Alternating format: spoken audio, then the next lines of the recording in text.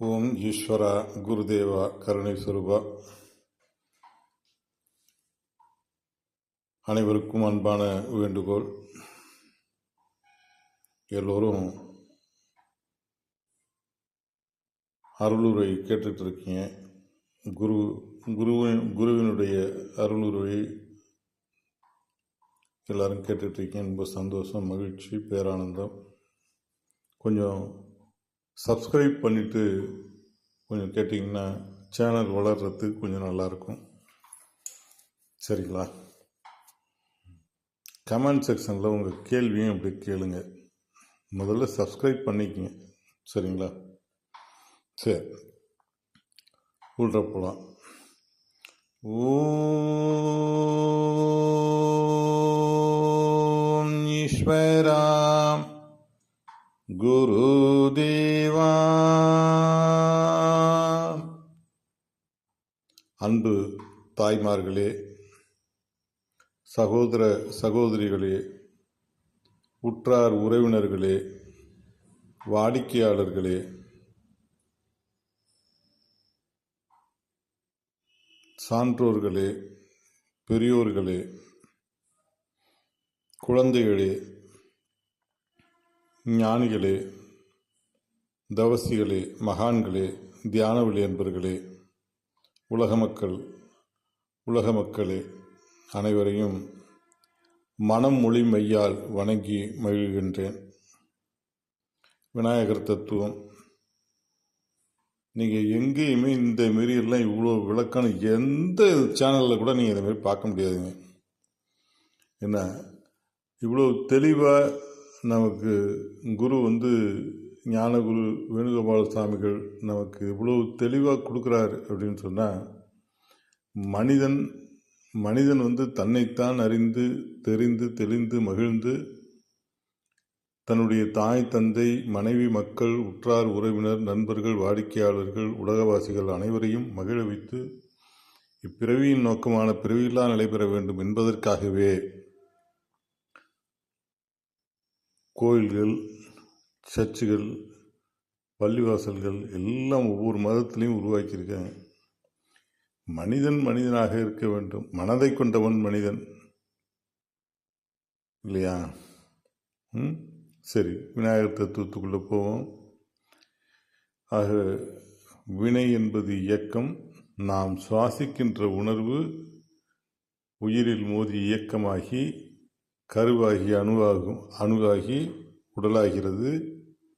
அது நமது நெஞ்சாங்கூட்டில் இருக்கிற விலா எலும்பு, குருத்தெலும்பு, நெஞ்செலும்புகளில் ஊழ் வினையாக பதிகின்றது.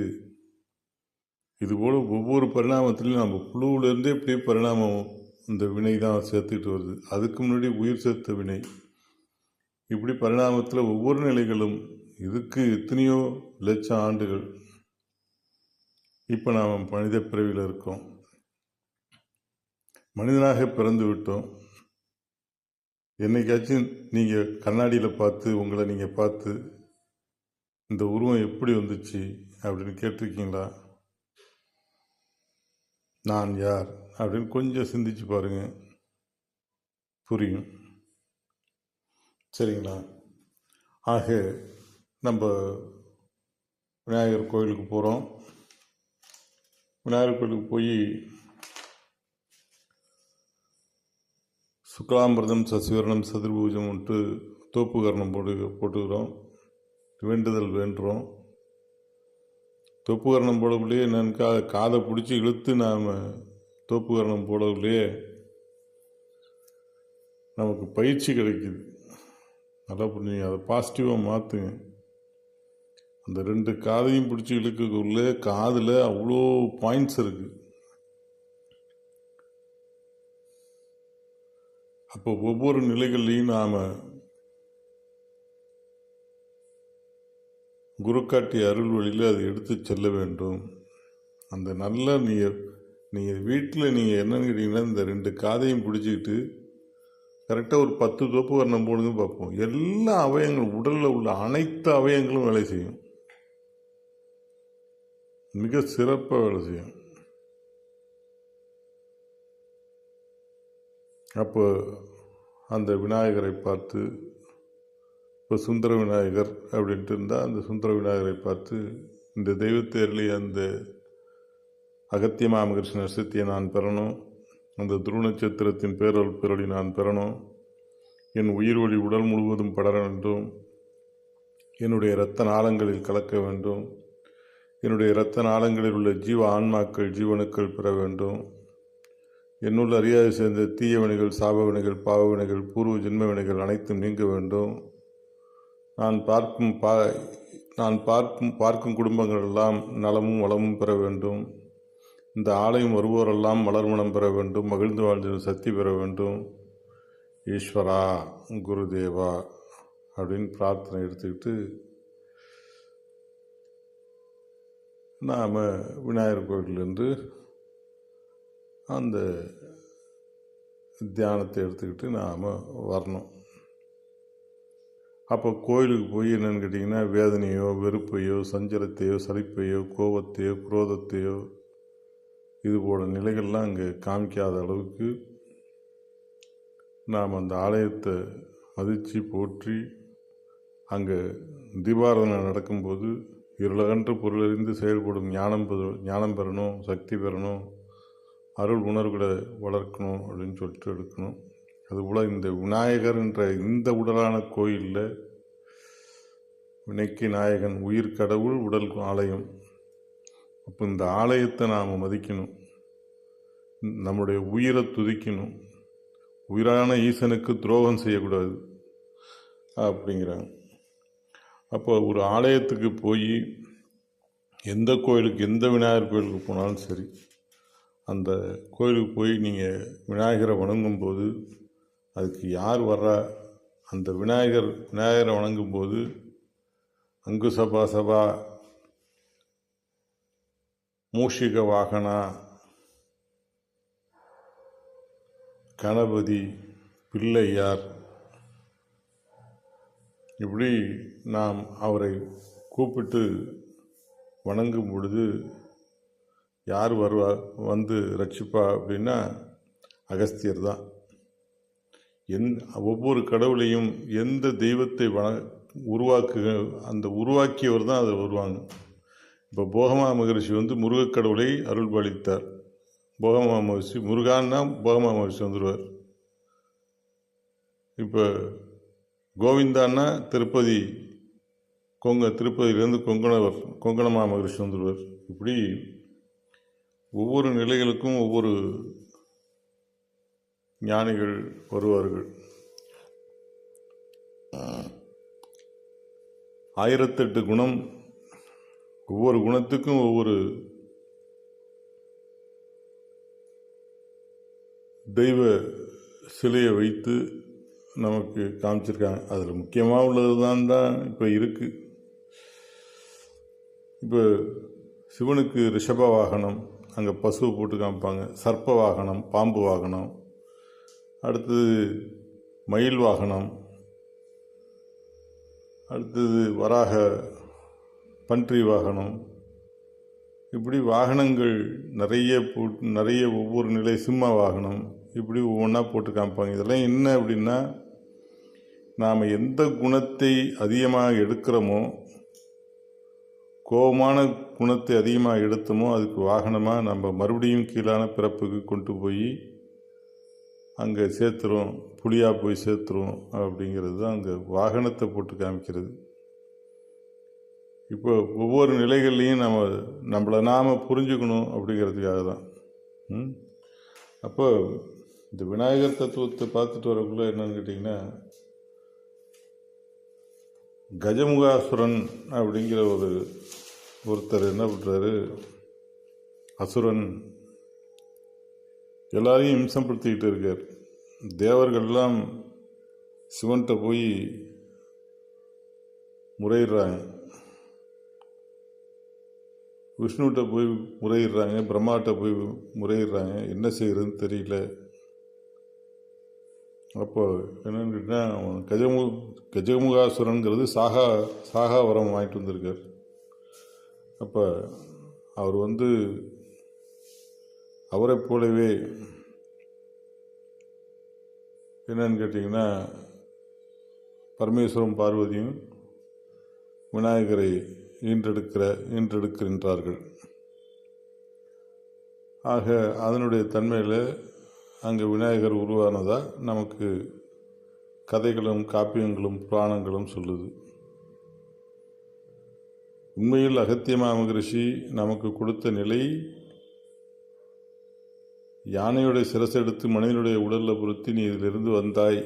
யானை ஞானத்தினுடைய தன்மைகளில் வளர்ந்தது. அது யானை கிட்டத்தட்ட 1000 கிலோ தூக்குது. அதை விட நீ பெரிய ஆள், இவ்வளோ பெரிய உடல் கொண்ட பருமன் கொண்ட யானையாக இருந்தாலும் அதையும் அடக்கி ஆளக்கூடியவன் மனிதன்கிற நிலையில் மனிதன்தான் பெரியவன் உயர்ந்தவன்கிறத அங்கே காமிச்சு,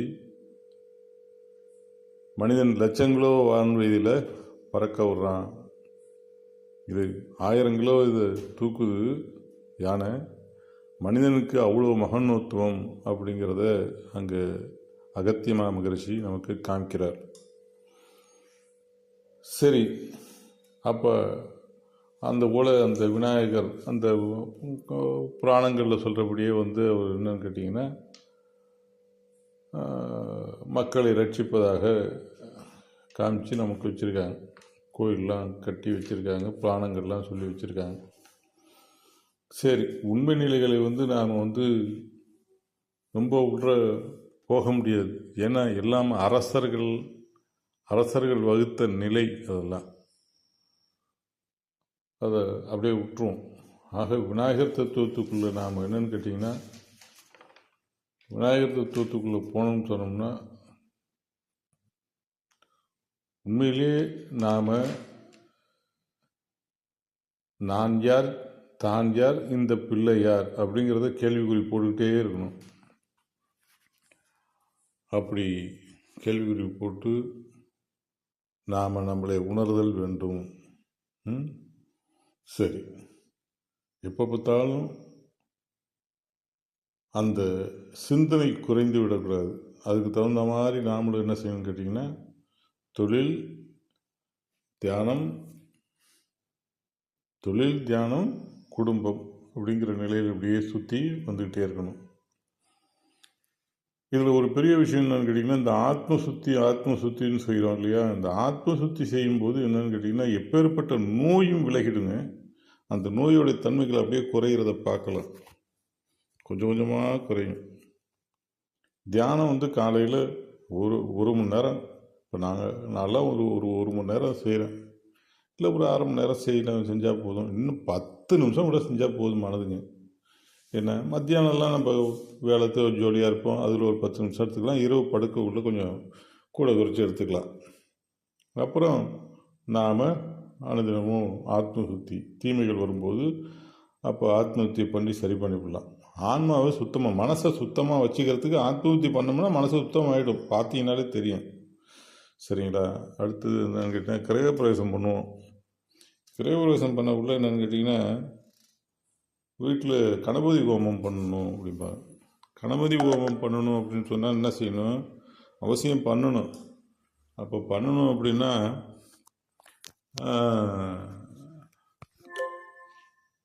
எல்லோரும் சேர்ந்து, தியானவழி அன்பர்கள் எல்லோரும் சேர்ந்து உட்காந்து கூட்டு தியானம் எடுத்தாலே போதுமானது. சரி, இல்லை இது ஐயர் வச்சு தான் செய்யணும்னா விட்டுடணும். நம்ம பாட்டுக்கு எல்லாம் அந்த கலசம் வச்சு செய்வாங்க, யாகம்லாம் பண்ணுவாங்க. பண்ணிவிட்டு அதை கொண்டு ஊற்றுவாங்க, தண்ணியை கொண்டு ஊற்றுவாங்க. எங்கே ஊற்றுவாங்க? ஈசானி மூலையில் கொண்டு ஊற்றுவாங்க. பால் காய்ச்சி குடிப்பாங்க. ஈசானி மூலைங்கிறது எதுங்க? அந்த துருவ நட்சத்திரத்தின் பேரொளி தான் இருக்குது. அங்கங்கே இலைமறைவாக காய்மறைவாக இருக்குது. ஞான உரு வந்ததுனால நமக்கு முழுமையாக தெரியுது. சரிங்க. அதுக்கப்புறம் இப்போ யாராச்சும் இறந்துட்டாங்க அப்படின்னா உடனே என்ன செய்வாங்க? போய் மோட்ச தீபம், விநாயகர் கோயிலில் போய் மோட்ச தீபம் போட்டுவாங்க அப்படிம்பாங்க. மோட்ச தீபம் போட்டு வந்தால் அவங்க சொர்க்கத்துக்கு போடுவாங்க அப்படின்ட்டு. அப்படியெல்லாம் இல்லைங்க. நம்ம முன்னோர்கள், மூதாதையர்கள், குலதெய்வங்களை விண் செலுத்த வேண்டும். டெய்லி செலுத்திக்கிட்டே, டெய்லி அப்படியே, அதாவது தெய்வத்தை வசமாக்கிக்கிட்டே இருக்கணும். கருமாதி போய் ஒரு நாள் போய் பண்ணுறதெல்லாம் இல்லை, ஈமக்கிரிகை பண்ணுறதெல்லாம் இல்லை. டெய்லி அனுதினமும் சப்தரிஷி மண்டலத்தில் கொண்டு போய் அந்த அந்த உடலை விட்டு பிரிந்து எங்கள் முன்னோர்கள், மூதாதையர்கள், குலதெய்வங்களின் உயிரான்மாக்கள் சப்தரிஷி மண்டல ஒளி அலைகளில் கலக்க வேண்டும்.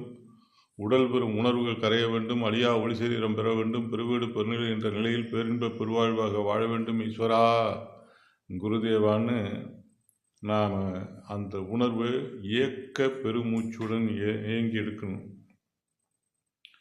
அப்படி எடுக்கும்போது திரும்ப கிருபானந்த வாரியார், விசிறி சாமியார், அப்புறம் வள்ளல் பிரானர், விவேகானந்தர், ராமகிருஷ்ண பரமஹம்சர், வான்மீகி மாமகரிஷி, ராமாயணத்தை உருவாக்கினவர், மகாபாரதத்தை உருவாக்கிய வியாச பகவான், கோலமாமகரிஷி, அத்ரி மாமகரிஷி, பிருகு மாமகரிஷி, இதுபோல எண்ணில் அடங்காத 30 கோடி தேவாதி தேவர்கள் அடைந்த அந்த ஒளி சரீர வாழ்க்கையை நாம் பெறலாம். சப்தரிஷி மண்டலத்தில் போய் அங்கமாகிவிடலாம். வினைக்கு நாயகனாக அங்க வைகுந்தம், இந்த ஆன்மா, உயிர் உடல் ஆன்மாவே என்ன செய்யறான், இந்த உடலை பிரித்து இந்த ஆன்மாவை, அந்த உடல்லேருந்து பிரிந்த ஆன்மா, உயிரான்மா என்ன செய்யும், நேராக போய் வைகுந்தம் போய் வைகுண்டம் சொர்க்கவாசல் கொண்டு போவோம். சொர்க்கவாசல் திறந்து அங்கே போய் நாம் இணைந்து விடலாம். சரிங்களா? அப்புறம் விநாயகர் தத்துவம் இந்த அளவில் நிறைவாகுது. ஆகவே உடனே கோயிலுக்கு போனாலும் சரி, நீங்கள் வீட்டில் இருந்தாலும் சரி, உங்கள் உயிர் கடவுள், உங்கள் உடல் ஆலயம். கோயிலுக்கு போனீங்கன்னா அங்கே போய் நல்லா தியானம் பண்ணுங்கள்.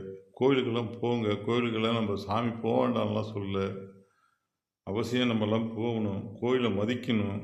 கோயிலை அசூசியப்படுத்தக்கூடாது. கோயிலை சுத்தமாக வச்சுக்கணும். இந்த உடலான கோயிலையும் சுத்தமாக வச்சுக்கணும், அந்த கோயிலையும் சுத்தமாக வச்சுக்கணும்.